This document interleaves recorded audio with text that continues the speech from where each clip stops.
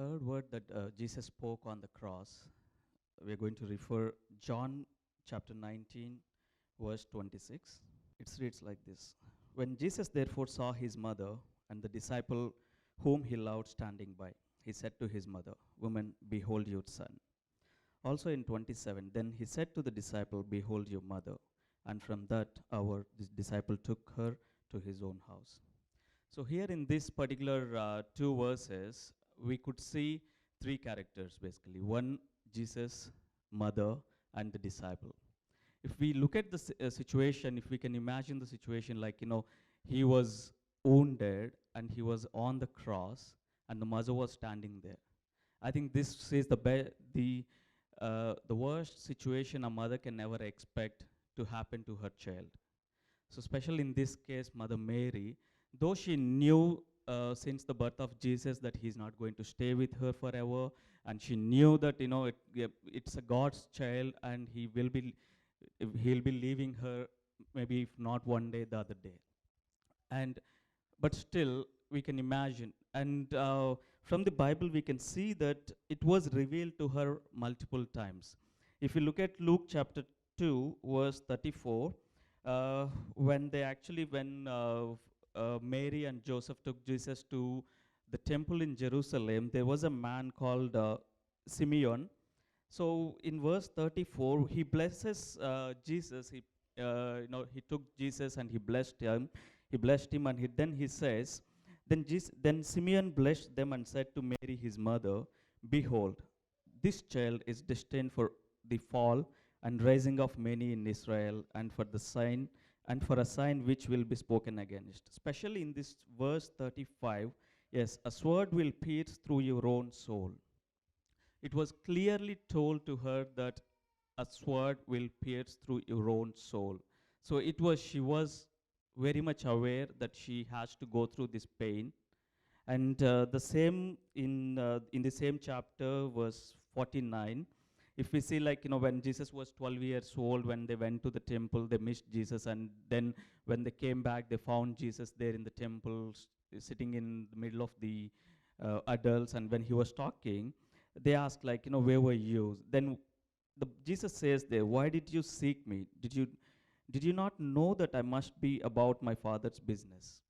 So there were occasions where it was clearly indicated to Mary that Jesus will not be with her, and she was very much aware. And when we also look at the association that Jesus had with his mother, it was like, if we look at the Canaanite, the marriage and the wedding in the canon, the first miracle Jesus did, it was when the Mary asked, or it was when Mary was there with him. So it was like starting from the first miracle to the last miracle, the mother stayed there. So we can very well see the kind of faith that she carried, the character where she was faithful to the God's word. From the time the angel appeared in her dream, and when she spoke, the angel spoke to her, till the moment God has handed over her to his disciple. So throughout this whole journey, as we look into Mary's character, she was very faithful and she stood firm. And also, the second character, or the second person in this particular instance, was the disciple. So as per this particular chapter, we don't actually know who the disciple was, but it was believed that it was John. So we also know the situation of the disciples, how it was when Jesus was captured. It was like everybody was scattered, and they were all feared of their life. But this particular disciple, or maybe John, we could see that he was there, he was present there. It was again showing how strongly he believed God.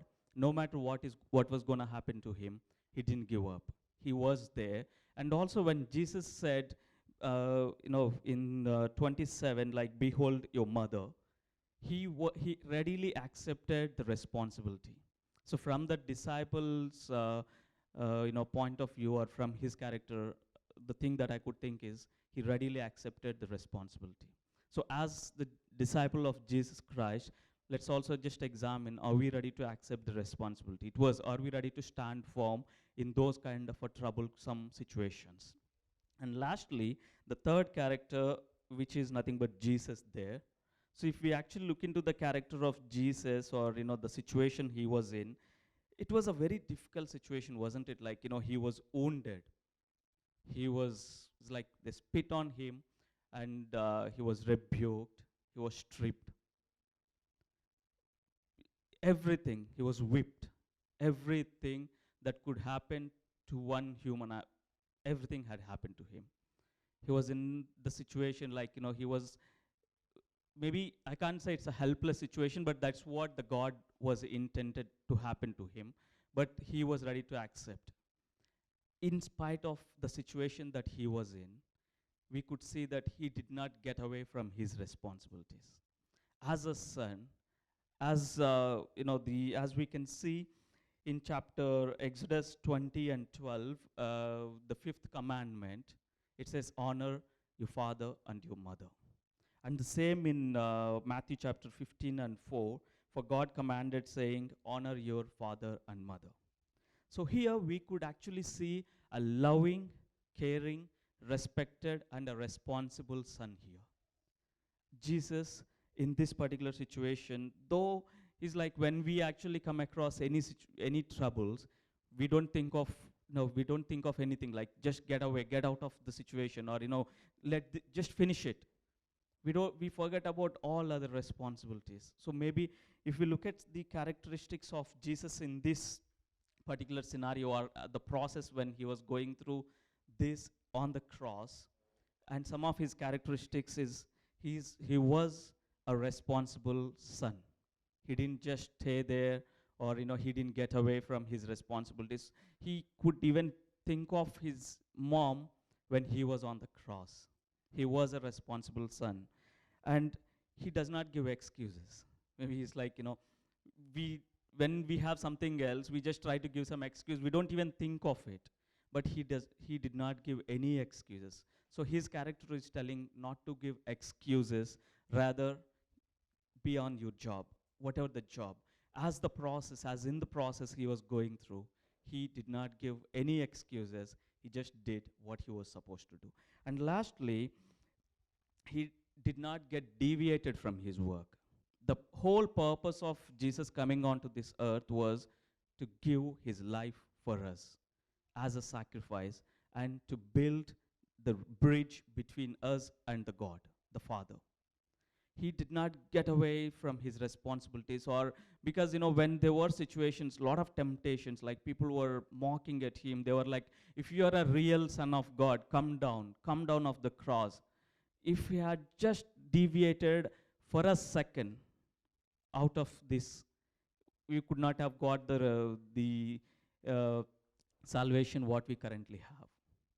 He did not get deviated. He was every step, if you could see, like from in the garden, when the Peter chopped the ears, like every step he was just doing his job. So especially for me, it's like when we have something big happening, we forget about everything. We get deviated, and we don't focus on the things that we are supposed to. But if we look into the character of Jesus here, he was bearing all the pain, silently bearing the pain, and silently doing the job that he came to do here. Let's think of him as a son. Whatever the responsibilities that he was supposed to do, he did 100% perfectly. As the disciples, or as the believers, are we doing the same? And if not, let's ask for God's help and his guidance, so that we don't get deviated and will fulfill his will in our life. Thank you.